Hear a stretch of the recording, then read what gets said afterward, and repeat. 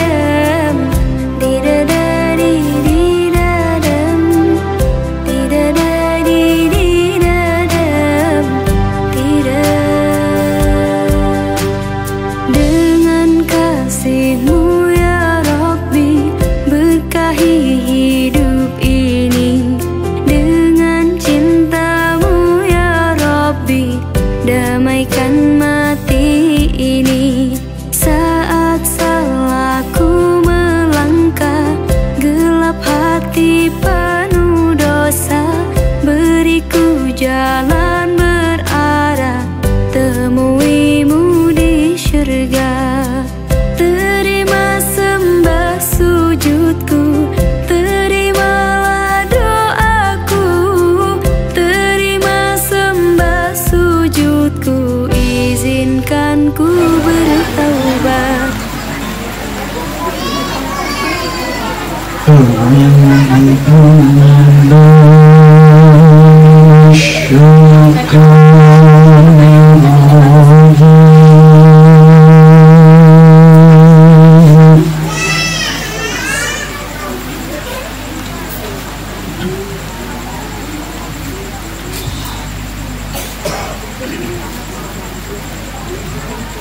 Bismillahirrahmanirrahim.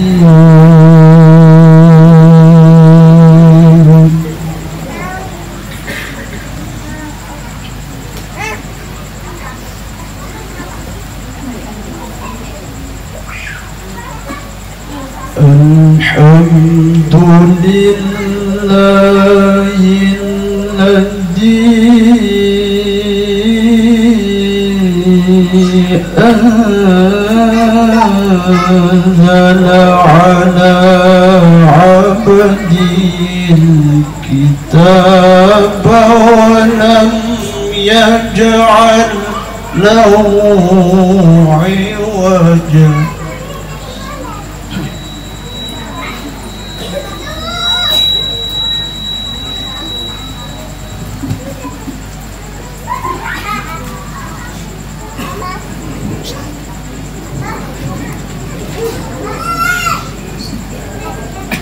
قيما لينذر بأسا شديدا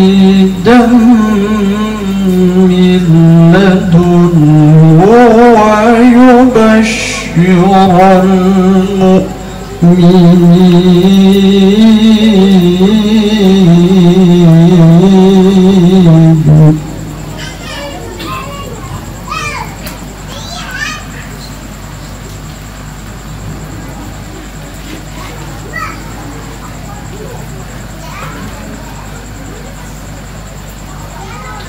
ويبشر المؤمنين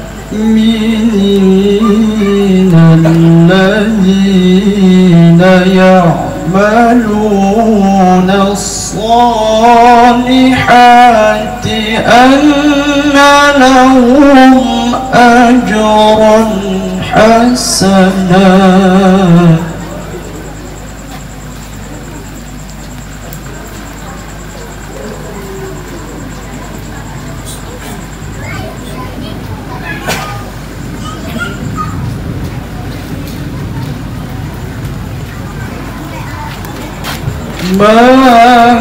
ماكثين فيه أبدا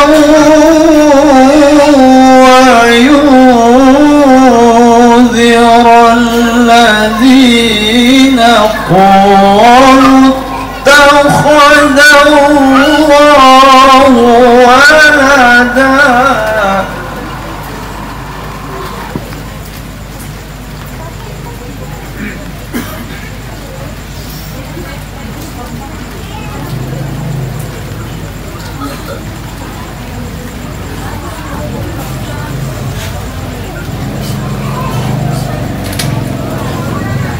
ما لكم به من علم ولآبائهم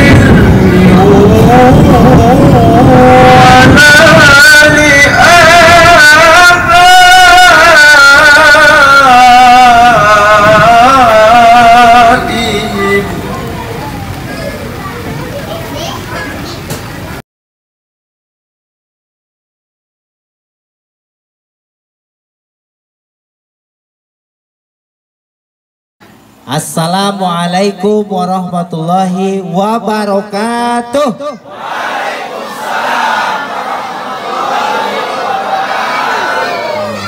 Nggak marah nih kan?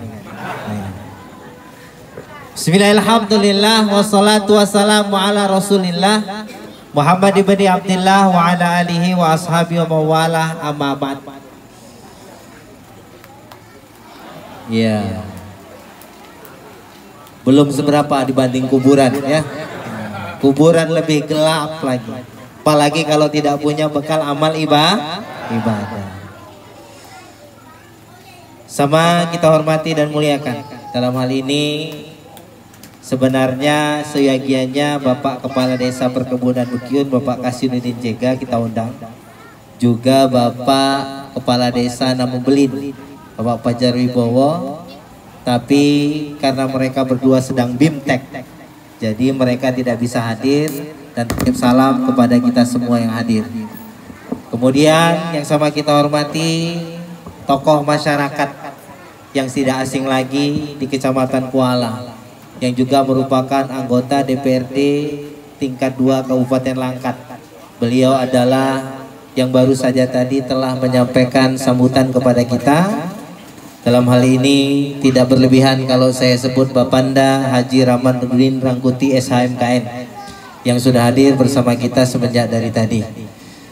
Kemudian Tuan Guru, tokoh agama, tokoh masyarakat, segenap warga Dusun Boyolali, ibunda-ibunda saya, serta sahabat fillah beserta keluarga yang hadir pada malam hari ini, yang mohon maaf saya tidak bisa saya sebutkan satu persatu.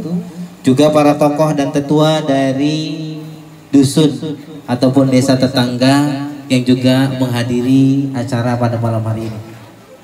Puja dan puji syukur mari sama kita saji sanjungkan kehadiran junjungan baginda Nabi besar Muhammad Sallallahu Alaihi Wasallam. Karena atas perjuangan beliau, dengan segala upaya beliau, pengorbanan beliau, juga daya tahan beliau dalam segala situasi kondisi, perjuangan, pengorbanan, dan daya tahan beliau, kita bisa mengenal agama Islam dan kita bisa menikmati indahnya sebagai seorang muslim. Terlebih-lebih kita yang tergabung dalam forum kopi hikam lebih bisa merasakan apa yang sedikit beliau rasakan. Mungkin tidak 100%, setidaknya 0,sekian% kita bisa merasakan betapa cintanya beliau kepada kita, terlebih-lebih betapa cintanya beliau kepada Allah Subhanahu wa Ta'ala. Pada malam hari ini tadi sedikit rintik, kemudian tadi mati lampu. Saya yakin itu tidak mengurangi kekhidmatan acara kita, acara akan tetap terus berjalan. Kemudian saya mengucapkan terima kasih pertama sekali untuk semua sahabat billah dan keluarga besar yang telah berkontribusi untuk terlaksana dan terselenggaranya acara pada malam hari ini, acara bersama dari kita untuk kita. Juga semua yang telah berkontribusi, termasuk dalam hal ini Bapak Haji Rahmanuddin Rangkuti SMKN, Bapak Kepala Desa Namubelin, Bapak Fajar Wibowo, dan Bapak Kepala Desa Perkebunan Bekiun, Bapak Kasinuddin Jega, yang juga membantu terlaksananya kegiatan pada malam hari ini. Mudah-mudahan segenap pihak yang telah berkontribusi, setiap titis keringat yang dijatuhkan, setiap nilai rupiah yang dikorbankan, dan setiap buah pikiran yang disumbangkan diganjar pahala yang berlipat ganda oleh Allah Subhanahu wa Ta'ala. Amin. Sahabat serta yang hadir pada jemaah yang hadir pada malam hari ini, tema kita tahun baru adalah melalui peringatan haul yang keempat Forum Kopi Hikam kita menuju pribadi yang merdeka. Pribadi yang merdeka itu pribadi yang bagaimana sih sebenarnya? Setahun, 2 tahun, 3 tahun, 4 tahun, 5 tahun, 7 tahun, 8 tahun, 10, 20, 30, 40, 50, 60, atau mungkin ada yang umurnya 70? Ada? Ada? 70. Pertanyaannya, sudahkah kita menjadi hamba yang merdeka? Atau sudahkah kita menjadi pribadi yang merdeka dalam hidup ini? Karena konsep Islam yang dibawa oleh Kanjeng Nabi Muhammad SAW adalah memerdekakan umatnya dari segala macam tekanan-tekanan kehidupan. Bukan berarti tidak merasakan tekanan, bukan berarti tidak punya masalah. Karena tidak ada manusia di dunia ini yang tidak punya masalah. Karena dunia ini sendiri adalah tempatnya masalah. Artinya orang yang terjun ke dalam dunia ini harus siap berkecimpung dengan yang bernama masalah. Tapi Islam menawarkan sebuah konsep Islam, konsep keselamatan, konsep yang bisa menyelamatkan kita sebagai umat Muhammad, bukan menyelamatkan dari masalah, tapi menyelamatkan jiwa kita dari tekanan-tekanan masalah. Karena masalah itu sebenarnya tidak bahaya. Yang bahaya adalah tekanan yang ditimbulkan oleh masalah. Sering saya bilang, tidak punya uang itu tidak masalah, tapi tekanan tidak punya uang itu terkadang memaksa orang menghalalkan segala cara untuk mendapatkan uang. Nah, itu yang bisa jadi masalah. Menghalalkan segala cara, kemudian menggunakan semua hal, tidak peduli halal haram, tidak peduli benar salah, untuk mendapatkan uang, yang akhirnya bukan menyelesaikan masalah tanpa masalah, tapi menyelesaikan masalah dengan mengundang masalah. Berarti orang ini tidak paham apa yang di mutu pegadaiannya, menyelesaikan masalah tanpa masalah. Itu kan mutu pegadaian. Nah, konsep Islam itu artinya selamat. Orang Islam harus orang yang selamat. Berapa tahun kita jadi orang Islam? Setahun? 2 tahun? 3 tahun? 4 tahun? 5 tahun? Berapa usia sekarang ayahanda serta ibunda? Sudah selamat belum? Kalau belum selamat, belum Islam. Selamat apanya? Selamat pikirannya, selamat perasaannya, selamat kehidupannya. Selamat artinya mendapatkan ketenangan dan kedamaian hidup. Dan Islam menawarkan konsep Islam itu tidak sebatas intelektualitas, tapi konsep Islam itu mencakup nilai-nilai spiritualitas. Ketenangan itu adanya di batin, kebahagiaan itu adanya di sini. Maka tidak tepat kalau hanya mencarinya dengan hal-hal yang bersifat materi. Nah, dengan memperingati 1 Muharram serta haul Abah Guru yang keempat, kita menuju pribadi yang merdeka. Apa ini konsep Abah Guru? Tidak, sahabat, ini konsep Rasulullah Shallallahu Alaihi Wasallam. La ilaha illallah, tidak ada Tuhan selain Allah. Muhammad Rasulullah, tidak ada makhluk yang berhak kita cintai selain Rasulullah Shallallahu Alaihi Wasallam. Itu adalah konsep yang memerdekakan saya, Anda, kita semua dari tekanan apapun dalam hidup ini. Ketika kita punya kecenderungan kepada selain Allah, ketika kita punya kecintaan kepada selain Allah, termasuk kecenderungan dan kecintaan kepada diri kita sendiri, itu sudah masalah. Jadi masalah itu nggak pernah datang dari luar diri. Tasawuf mengajarkan masalah itu datang dari diri kita sendiri. Sering saya sampaikan, kita sudah orang Islam, berpenampilan seperti Muslim. Saya pakai jubah nih, pakai serban lagi, udah kayak kiai, kayak tuan guru, menyesuaikanlah dengan situasi, ya kan? Tapi apakah kita sudah berpikir seperti orang Islam, memandang sebagai seorang Muslim, mendengar sebagai Muslim, berbicara sebagai Muslim, berlangkah, berjalan, berbuat sebagai seorang Muslim? Kalau Islam cuma identitas dalam KTP, tapi cara berpikir kita belum Islam, belum seperti layaknya orang Islam. Kita memandang tidak sebagaimana layaknya orang Islam, mendengar tidak sebagaimana layaknya orang Islam. Pada dasarnya kita belum Islam. Ya ayyuhalladzina amanu dakhulu fi silmi kafah. Hai orang-orang yang ngaku percaya kepada Allah, masuk Islam tuh harus kafah dari segala lini dan sisi kehidupan. Islam punya konsep dari bangun tidur sampai tidur lagi, jelas diatur oleh Islam. Apakah sudah kita kerjakan itu? Bangun tidur sebut saja kita baca doa alhamdulillahilladzi ahyana ba'da ma amatana wa ilaihi nusur. Udah dibaca belum? Kemudian apa yang kita kerjakan setelah itu? Semua ada tuntunannya. Jadi kalau kita belum merasakan keselamatan dalam Islam, jangan salahkan siapa-siapa. Apakah kita sudah menerapkan nilai-nilai yang diterapkan dalam Islam? Itu pertanyaannya. Oh semua sudah Pak Ustadz. Saya setiap apapun melaksanakan doa, sholat 5 waktu nggak saya tinggal. Setiap apapun doanya saya hafal. Doa mau makan, habis makan, pakai baju, selesai pakai baju, keluar rumah, masuk rumah, semua udah saya baca. Tapi kenapa saya belum Islam? Mungkin ada konsep lain yang kita lupakan. Karena Islam tidak sebatas meliputi hal-hal yang bersifat lahiriah, tapi ada hal-hal yang bersifat batiniah. Dan hal-hal yang bersifat batiniah ini tidak ada lembaganya, tidak ada sekolahnya. TK, diniyah, TK Ikro, sanawiyah, saya sanawiyah. Aliyah, saya aliyah. Mondok lagi saya 8 tahun di pesantren. Sampai S1, saya sarjana agama. Tapi rata-rata itu hanya memenuhi kebutuhan intelektual, pengetahuan kita tentang ilmu agama. Tapi belum tentu memenuhi kebutuhan rohani. Santapan rohani itu yang mana? Santapan rohani itu apa? Ketika kita bicara ini hukumnya haram, menurut mazhab ini begini, mazhab ini begini, menurut Maliki begini, Hanafi begini, kemudian Syafi'i begini, kita paham semua. Kemudian ilmu agama, santapan rohani itu apa itu? Bukan, itu santapan akli.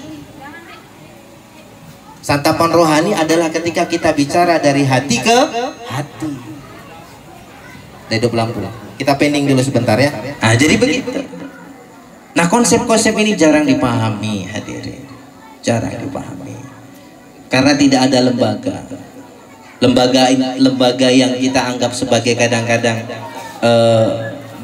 seperti sekolah-sekolah agama atau mungkin pesantren. Saya lama di pesantren. Jarang bisa memenuhi kebutuhan nilai-nilai spiritual, karena spiritual itu nggak ada lembaganya. Maka sering saya bilang, kita membaca 100 bahkan ribuan jilid kitab tentang sabar, belum tentu kita punya ilmu sabar. Betul tidak?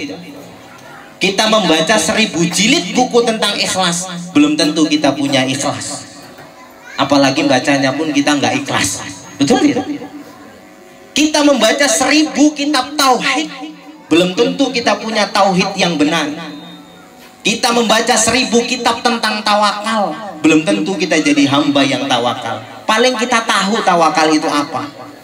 Karena untuk memiliki sifat sabar, untuk memiliki sifat ikhlas, untuk memiliki sifat yakin, untuk memiliki sifat tawakal, kita harus datang sama yang punya sifat itu. Kalau nggak punya sifat itu, nggak bisa. Kita berguru sama orang yang intelektual dan keagamaannya luar biasa, belum tentu dia punya karakter-karakter yang luar biasa. Karakter yang luar biasa itu kadang-kadang malah dimiliki orang-orang yang hanya secara sudut pandang itu orang-orang biasa, tapi punya karakter yang luar biasa. Maka sering saya bilang, ada 5 jalan menuju Allah. Ada 5 jalan menuju Allah. Dan ini tertera dalam Quran surat Al-Alaq. Mungkin kalau jemaah forum udah sering mendengar apa yang saya sampaikan ini, tapi mungkin ini jarang didengar oleh yang lain. Bicara 5 jalan menuju Allah. Pertama, Iqra bismi rabbikal ladzi khalaq. Bacalah dengan menyebut nama Tuhanmu yang menciptakan. Siapa orang-orang yang menempuh jalan ini? Orang-orang yang melihat ciptaan Allah, melihat alam. Ini biasanya para peneliti, para saintis mengenal Allah, kemudian melihat astronomi, kemudian dia bisa mengenal Allah. Ini para astronom, para biologi, para apa, membaca atau mengenal Allah dari ciptaan Allah. Itu cara pertama. Iqra bismi rabbikal ladzi khalaq. Bacalah dengan menyebut nama Tuhanmu yang menciptakan. Khalaqal insana min alaq. Yang menciptakanmu dari segumpal darah. Siapa yang mengenal Allah dengan cara ini? Orang yang suka kaji-kaji diri, membahas diri, sum-sum, darah, segala macam itu dibahas. Ada orang kajinya kayak gitu kan? Mungkin yang di hadis ini pernah ikut hal-hal seperti itu. Itu kaji diri, rasa, rumongso, kerso dan lain sebagainya lah. Banyaklah ya istilah-istilahnya. Itu kaji diri, ya. Sampai sejati putih dan lain sebagainya. Itu kaji diri. Mengenal Allah dari memahami anatomi tubuh dan psikologi diri. Itu kaji diri. Yang kedua, Iqra wa rabbukal akram. Bacalah dengan menyebut nama Tuhanmu yang maha mulia. Siapa? Ini orang tarekat yang mengenal Allah dengan memuliakan nama Allah. Zikir 1000, 2000, 3000, 5000, sekian ribu, 10.000. Ini dia. Iqra wa rabbukal akram. Ini cara ketiga orang mau dekat sama Allah. Yang pertama, ahli ilmuwan karena membaca ciptaan. Yang kedua, ahli kaji diri. Kaji diri itu termasuk kaji-kaji yang jelimet-jelimet, banyaklah, termasuk kaji huruf alif lam lam ha mim dal dan seterusnya dan seterusnya. Yang rumit lah. Nah, kemudian Iqra wa rabbukal akram. Ini orang tarekat mengenal Allah dengan banyak memuji Allah. Sulu 1000, 2000, 3000, 5000, banyak. Dah. Kemudian alladzi alama bil qalam. Yang mengajarkanmu lewat pena. Siapa ini? Orang-orang yang ikut pendidikan agama. Sanawiyah, aliyah, S1, S2, S3-nya pun doktornya itu di bidang agama, sampai profesornya di bidang agama. Siapa contohnya? Profesor Dr. Muhammad Quraish Shihab, yang dengan menulis dan membaca, buat buku apa segala macam. Ini ahli-ahli ilmu dalam bidang agama. Baru yang terakhir, alladzi, ya kan, Iqra bismi rabbikal ladzi khalaq, khalaqal insana min alaq, Iqra wa rabbukal akram, alladzi alama bil qalam, alamal insana ma lam ya'lam. Ini yang terakhir. Alamal insan ma lam ya'lam. Ada orang yang kenal Allah karena Allah yang mengajarkan dia tentang Allah. Alamal insan, Allah mengajarkan orang itu malam ya'lam, tentang apa yang dia tidak tahu. Nah, apa ayat selanjutnya? Kala innal insana la yatagha. Sungguh terkadang manusia itu melampaui batas. Ini untuk negor siapa? Termasuk negor yang 4 ini yang kadang-kadang tidak sadar. Apa ini maksud melampaui batas? Apakah mereka cukup hanya dengan meneliti ciptaanku mereka pasti kenal aku? Dan kemudian merasa lebih tahu tentang aku daripada orang lain? Yang kedua, kaji diri. Apa pikirmu kalau kau bisa sudah mengkaji dirimu dari ujung rambut sampai ujung kaki itu sudah bisa mewakili tentang aku? Kala innal insana la yatagha. Terkadang manusia itu suka melampaui batas. Sok ngerti aku, kata. Sok paham aku sehingga kita ngomong seolah-olah udah mewakili aku. Apakah dengan meneliti udah pasti kenal aku? Apakah kemudian dengan mengkaji diri itu udah mewakili aku? Apakah dengan zikir yang 1000, 1000, 2000, 3000, sejuta itu sudah cukup untuk sampai kepada aku?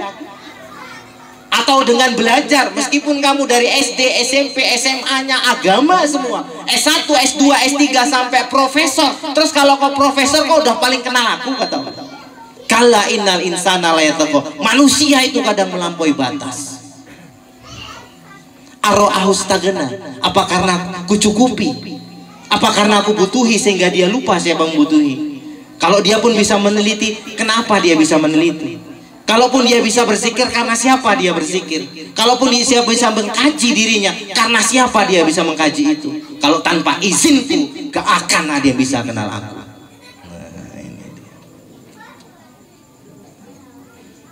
Inna ila rabbika ruja'ah. Karena untuk mengenal Allah itu harus kembali kepada Allah.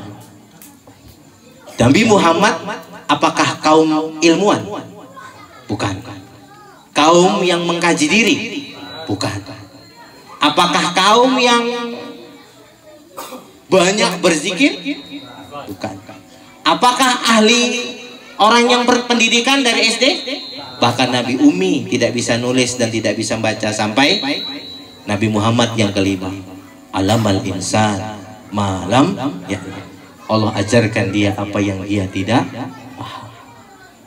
Loh, jadi kita yang mana Pak Ustaz? Saya tidak bilang yang mana. Tapi dalam sudut pandang saya, kalau kita mau memahami intelek konsep agama ini, kita harus melihat Rasulullah Shallallahu Alaihi Wasallam. Tapi untuk kamu dapat pengajaran langsung dari Allah, kau tidak boleh punya kecenderungan dan kecintaan kepada selain Allah. Itu syarat yang berat. Kau mau dapat langsung pengajaran dari Allah, bisa tidak? Oh, kenapa tidak bisa? Sekarang saya bilang begini, setiap orang ini yang hadir ini kenal Allah kok. Marifat tuh nggak perlu ribet-ribet, sahabat. Gak seperti konsep-konsep yang digembar-gemborkan terlalu rumit dan sulit dan peningit. Makrifat itu gampang, dan setiap orang makrifatullah. Setiap orang itu pada dasarnya sudah kenal Allah. Bapak-bapak, ibu-ibu kenal Allah. Apa iya Pak Ustaz? Ya kenal lah. Karena ketika Allah menghembuskan ruhnya ke dalam jasad kita, wa nafakhtu fihi min ruhi, aku hembuskan ruhku ke dalam jasadmu. Di dalam ruh itu ada chip, ada identity of God, ada identitas Tuhan. Setiap kita kenal Tuhan, jangan bilang nggak kenal Tuhan. Aku nggak kenal. Sekarang kita tes. Ketika kita melakukan sesuatu, ketika kita mengerjakan sesuatu, ketika kita mengatakan sesuatu, menggunakan mata melirik sana, melirik sini, ya kan, curi pandang sana atau bagaimana, atau ketika kita mendengar sesuatu, tanya nurani, kita tahu betul sesuatu yang kita ucapkan atau sesuatu yang kita kerjakan atau sesuatu yang kita lihat itu disukai Allah atau tidak, kita tahu. Itu sudah kenal Tuhan namanya. Ibu-ibu ketika cerita, ketika jalan, ketika pergi kemana, sedang ngapain, melakukan aktivitas apapun, coba ibu-ibu tahu nggak kalau aktivitas itu ketika sedang melakukan sesuatu, ibu tahu nggak kalau itu disukai Allah atau tidak? Tahu nggak? Tahu. Artinya setiap kita kenal Tuhan, itu identity of God, itulah awaludin ma'rifatullah. Kita tahu apa yang Allah suka, tapi nggak kita buat. Itu aja udah nggak makrifat namanya. Kita tahu kalau kadang-kadang pekerjaan itu nggak Allah suka, tapi masih kita buat. Terus mau cerita makrifat? Makrifat apa? Itu udah awal dari makrifat. Setiap kita kenal Tuhan. Apa artinya setiap kita kenal Tuhan? Setiap kita tahu apa yang Allah suka dan tahu apa yang Allah tidak suka. Terkadang yang Allah nggak suka pun masih kita buat, sibuk banyak tanya. Ini. Maka pernah dikatakan di sini, yang kau tahu baik kerjakan, yang kau tahu tidak baik tinggalkan. Nanti yang nggak tahu kalau mau tanya, tanya. Ini terkadang yang tahu baik belum dibuat, yang tahu buruk masih diembat, lalap tanya. Iya kan Bu? Cuman nah Inilah, dengan begitu kau merdeka. Ini tahun baru hijrah, yuk hijrah yuk. Hijrah untuk mengerjakan apa yang Allah sukai, meskipun kadang pekerjaan itu nggak kita sukai, sahabat. Karena hidup ini, the life is not about you. Hidup ini bukan tentang dirimu. Hidup ini tentang Tuhanmu. Dan satu-satunya manusia mulia yang harus kau cintai dan kau ikuti, yo nabimu. Hidup ini bukan tentang dirimu. Saya sering bilang sama sahabat forum, sahabat, saya hidup dengan satu keyakinan. Saya hidup dengan satu keyakinan, kalau saya nggak penting, yang penting yang penting ikut yang dibuat Rasul. Nggak urusan kita suka atau enggak, karena Allah ketika buat aturan nggak pernah tanya sama kau suka nggak tanya dia, betul tidak? Dan Allah ketika ingin menetapkan sesuatu dalam hidupmu, nggak perlu tanya sama kamu setuju atau tidak. Tugas kita sebagai hamba cuman sami'na wa ata'na.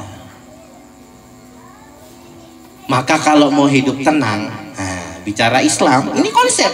Saya sikit-sikit sudah buka-buka tentang konsep. Kalau mau tenang gampang, nerimo. Pak Ustadz, aku kok gelisah, lo kok bisa? Payah Pak Ustadz, mau ngomong nggak kerja, terus sakit Pak Ustadz. Oh iya, anakku pun sakit, wis utang oke. Apa meneh Bu? Tonggo pun padha walah, cangkeme lantam-lantam Pak Ustadz. Wis Bu, wis. Aku mewakili Tuhan jajak iki.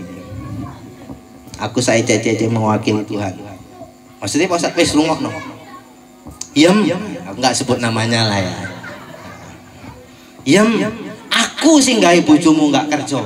Yem, aku sing gawe bojomu sakit. Yem, aku ngerti kue sholat, tapi aku sing gawe rezekimu seret saiki. Aku sing nyonton tetanggamu ngelantami awakmu. Aku sing ngongkon wong lain iku adoh toko kue. Aku sing gawe uripmu menderita. Pertanyaanku siji, Yem. Apa Pak Ustadz? Apa ya Allah ngono lah coba Pak Ustadz. Apa ya Allah? Kue arek apa? Ya enggak apa-apa. Lah enggak apa-apa kok.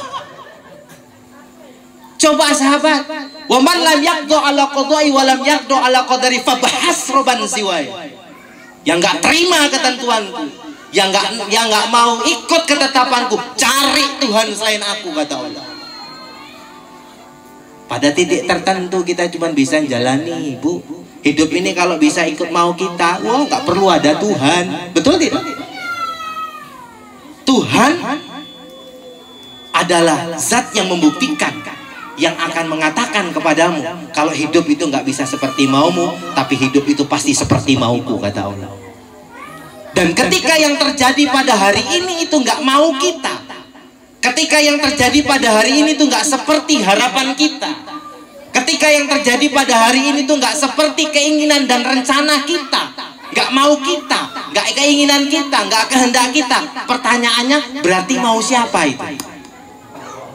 Maunya Allah.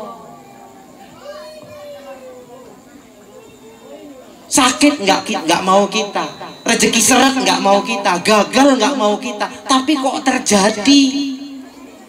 Berarti kalau itu nggak mau kita, maunya siapa? Maunya Allah. Terus itu mau nggak patuh? Apa pangkatmu? Nabi aja terima maunya Allah. Lah kita nggak nabi, nggak wali, asik berontak. Maka kalau mau tenang, nerima. Sesaat kau mulai nerima, maka resep tenang Pak Ustadz gampang terima. Masalahnya cuma satu. Masalahnya bukan orang ngina, masalahnya bukan kau dibereng, masalahnya bukan kau digunjing, masalahnya bukan kau dijelek-jelekkan, masalahnya bukan kau dizolimi, bukan. Jadi masalahnya apa? Masalahnya kue nggak terima, itu masalahnya. Nek kue terima nggak ini masalah urip iki, betul tidak? Masalah manusia cuma satu, nggak terima. Kenapa nggak terima? Nggak yakin. Loh, kenapa nggak yakin? Nggak percaya sama Allah. Itu masalahmu. Sama Tuhan pun nggak percaya, apalagi sama aku. Lah Ustaz opo iku? Betul tidak? Ustaz dangdutan koyo ngono. Ternyata masalah kita sudah terjawab, sahabat. Ada krisis keimanan di sini. Ketika kau nggak percaya sama Allah, kau nggak percaya Allah itu sayang, maka dicubit kau marah. Cubitan Tuhan itu bisa bentuknya masalah, bisa penyakit. Sebenarnya Allah sedang memesrahimu. Kenapa kau jadi bermasalah ketika dicubit? Kau nggak sayang. Kalau pacaran dicubit, sakit bang? Enggak, lagi lah. Kenapa minta lagi? Karena sayang. Kenapa kemudian diuji sama Allah komplain? Enggak sayang. Kenapa enggak sayang? Enggak kenal. Maka buruk sangka. Kalau sama Tuhan pun kita buruk sangka, sama siapa lagi kita mau percaya, sahabat? Jadi itu rupanya masalah kita. Enggak percaya sama Tuhan, sehingga kita bersuuzon, berburuk sangka. Padahal Allah tidak pernah menjolimi hambanya sedikit pun. Rabbana zolamna. Bahkan kita yang menjolimi diri kita sendiri. Dengan apa? Dengan cara berpikir yang tidak baik. Mau yang terjadi bagaimanapun, kalau kita husnuzon, berpikir baik-baik. Sekarang gini, yang disebut masalah itu karena kita menganggapnya masalah. Abah Zuhri pernah bilang begitu. Yang disebut masalah itu karena kita menganggapnya masalah. Kalau kita menganggapnya nggak masalah, kan nggak masalah. Itu kan tinggal mindset dan pola pikir. Maka saya sudah bilang dari awal, banyak orang berpenampilan seperti orang Islam, bahkan jubahnya seperti Islam, jenggotnya, tapi cara berpikirnya belum sebagaimana orang Islam. Orang Islam berpikir Allah maha baik, apapun yang ditetapkan Allah pasti baik. Yang nggak baik itu cuma pikiranmu. Yang nggak baik itu cuma pikiranmu. Maka yang perlu diperbaiki bukan memperbaiki hidup dengan memperbaiki cara berpikir, Bu, Pak. Di sini ada konsep yang ratusan tahun udah nyala dalam otak kita tentang memahami arti kehidupan. Arti bahagia yang kita simpan dalam otak adalah ketika duit banyak, mobil mewah, posisi tinggi. Tapi tanya orang yang mobilnya mewah, duitnya banyak, posisinya tinggi, udah bahagia belum? Betul tidak? Itu konsep yang kita bangun di sini. Sehingga kalau nggak punya itu kita nggak bahagia. Karena konsepnya terlalu rumit. Kerjamu apa Kang? Ngelong. Bahagia menurutmu apa Kang? Aku nek iso duwe Fortuner koyo Pak Haji Rahman aku seneng. Kerjamu apa Kang? Ngelong. Ya yo payah nek ngono. Karena konsepmu terlalu tinggi. Kadang-kadang kau meletakkan sesuatu yang ketinggian, sahabat, besar pasak daripada tiang, maka sulit kau menemukan kebahagiaan karena konsep yang kau buat itu terlalu mengada-ada, nggak realita. Kini aku cerita panjang ini selak adem. Tapi intinya begitu ya. Intinya mudah-mudahan dengan satu Muharram yuk kita menuju pribadi yang merdeka. Merdeka dalam makna yang sebenar-benarnya. Kalimat tauhid la ilaha illallah adalah kalimat yang memerdekakan setiap orang yang mengucapkannya dari menghamba kepada selain Allah. Kenapa hidup itu jadi capek? Karena terlalu banyak yang mau kita layani, terlalu banyak yang mau kita perhatikan, terlalu banyak yang mau kita urusi. Tapi kalau cuman hanya menghamba kepada Allah, melayani Allah, cuman ngurusi Allah, nggak akan capek hidup itu. Bukan berarti nggak bertanggung jawab ya.